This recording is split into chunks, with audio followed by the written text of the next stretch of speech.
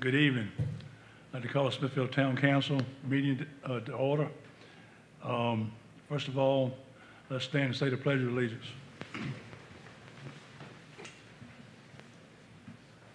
pledge allegiance to the flag of the United States of America and to the republic for which it stands, one nation, under God, indivisible, with liberty and justice for all.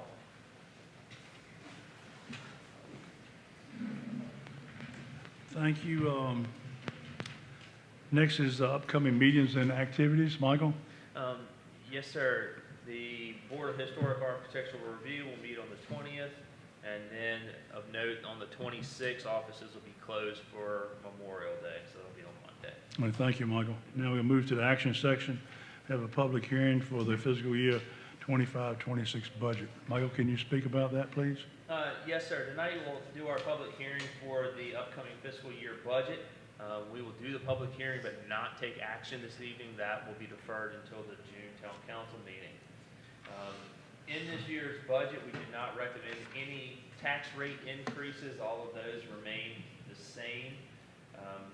The only increases in this year's budget are the water and sewer rates, and those were based off the recommendation of a water rate study we had done for us.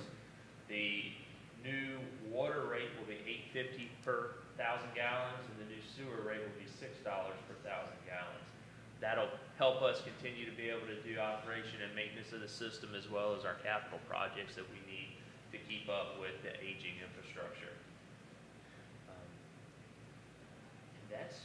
That's the bulk of the exciting stuff. Yeah, I know there was some questions earlier about the maintenance building. Yes, sir. We will talk about that. The biggest capital project is our Parks and Recreation Maintenance Facility. We are recommending to fund that with cash reserves, so we will not do a borrow or anything of that nature. And that will include the building, a parking lot, as well as material storage, all the required landscaping that goes along with that. As the engineers finalize the full design for that, we will put that out to bid, and then so council will see that again before it actually happens. But we anticipate that we have $2 million budgeted for that. Hopefully it'll come in below that. But Did you arrive at that $2 million from someone, engineers that already studied that? Yes, sir. That was based off the original Kimley Horn preliminary engineering estimate that they did for us as they were doing the initial design work on that building. Okay, did anyone have any comments to Michael at this time about the budget? Just about the storage facility Yes, sir. size. The building itself, I'd have to go back and look at the exact documents. I don't remember. I believe it was 50 by 80. And she's not here today. Somewhere in that name, 50 by 80, 50 by 100. So it's a decent, so it should live for them for a while. And then again, the materials storage outside will be like what we have at Public Works, where they can store the dirt for the baseball fields, any of that sort of material. And will you sort of structure two separate bids, one bricked and one not? We will, as we go through the process, we will look at that internally and make the decision on whether we want to apply for the waiver for that. So we will probably make that decision before we go out to bid. So that way we put it out to bid just one way. But if we don't, it would be a bid alternative that we would get to select. But we would want to know whether we get approval for that special use permit before we put it out to bid. I have a sense, Michael, that you might be able to roll one of those by. Yes, sir. Assuming everything goes as proposed, when exactly would that even start getting built? Well, I've already told the engineers to start preparing those documents. So conceivably, they're ready to put it out on the street at the beginning of July. That may be ambitious, but we would typically allow 2 weeks to 30 days, probably closer to 30 days to receive bids and then go from there. And I'm not sure what their current estimate is on construction timeline, but I would anticipate less than a year. I have a question, Michael. I know the vice mayor in our meeting earlier asked about placement of the building. Yes, ma'am. And Amy talked about, I guess, Dominion Power easements.